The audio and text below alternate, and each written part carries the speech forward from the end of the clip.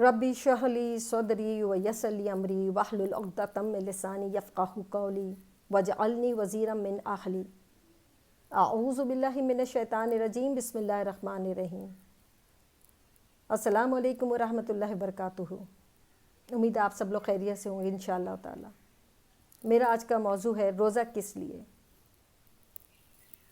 रमज़ान का महीना है और आपने रोज़ा रखा हुआ है। आप कहीं जाते हैं और वो साहब मेहमान जो दारी आपके करने के लिए बैठे हैं वह आपको बोलेंगे कि ये खजूर खा लो, बहुत मीठी और रसीली है, या कुछ और खाने को दें आपको, तो लम्हे भर को आप सोचेंगे कि क्या इसका दिमाग ख़राब है, ये मुझे क्या चीज़ कह रहा है। अगर इसका रोज़ा नहीं मेरा तो रोज़ा है, ये क्या मुझे बार बार खाने के लिए कह रहा है, मेरा रोज़ा तोड़वाना है इसने। और उसके बार बार इसरार करने पे यकीनन आप तो बिल्कुल इस चीज़ पे राज़ी हो जाएंगे कि इसको किसी दिमागी इमराज के डॉक्टर को दिखाना चाहिए।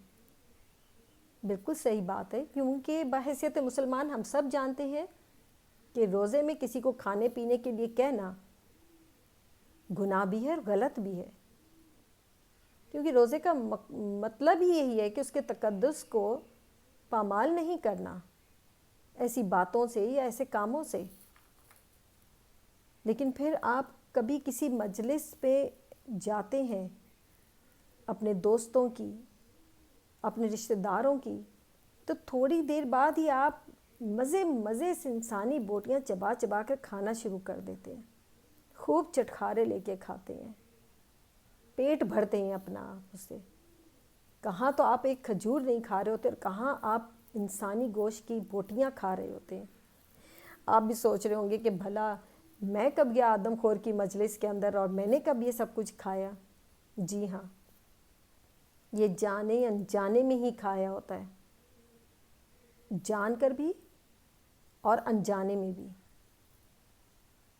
और इसी चीज़ का नाम है गीबत, क्योंकि जिन मजलिसों में आप लोग शरीक होते हैं, क्या उनके अंदर फजूल गुफ्तगू नहीं होती?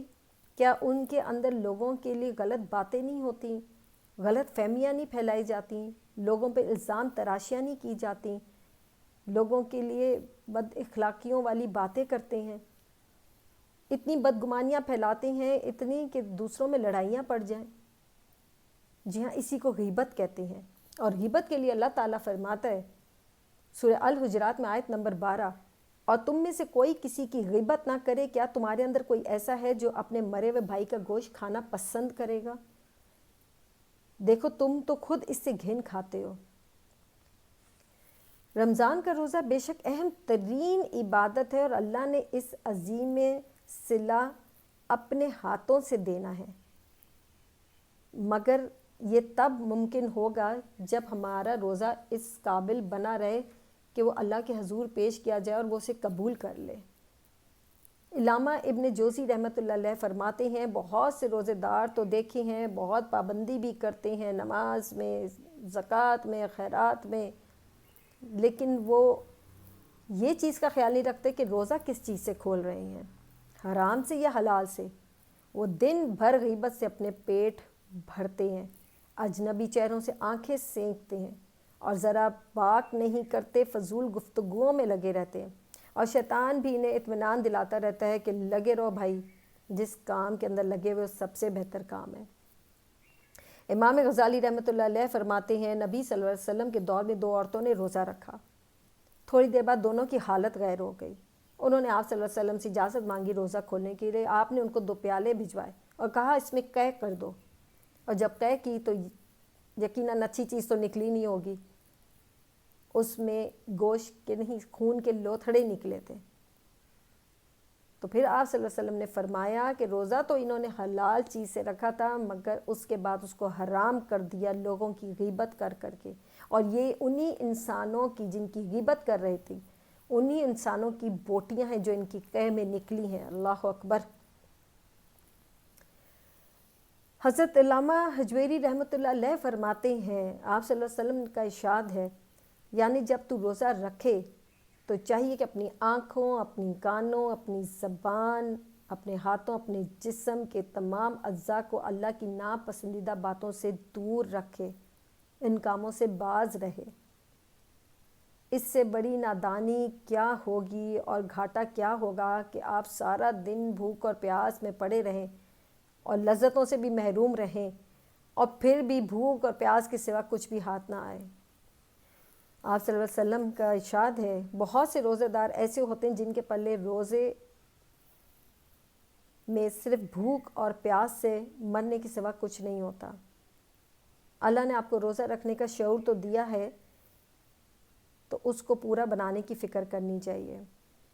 آپ صلی اللہ علیہ وسلم نے 2 مقبول روزے کو بنانے کے لیے 2 باتوں کی اہتمام کی تاکید کی ہے کہ ایمانی شعور اور احتساب ضروری ہے۔ ایمانی شعور کے ساتھ روزہ رکھنے کا مطلب یہ کہ جن حقیقتوں پر ایمان لایا جاتا ہے وہ اس کے ذہن میں تازہ ہوں، یعنی کہ اللہ کی عظمت کا احساس ہو، آپ صلی اللہ علیہ وسلم کی جواب دہی کا تصور ہو، اس کے وعدوں پر یقین ہو، اس کے غضب سے بچنے کا فکر ہو، عذاب کا خوف ہو، آپ صلی اللہ علیہ وسلم سے قلبی تعلق ہو، ان کی سنت پر چلنے کا عمل ہو، یہ چیزیں ذہن میں رکھنی ہیں۔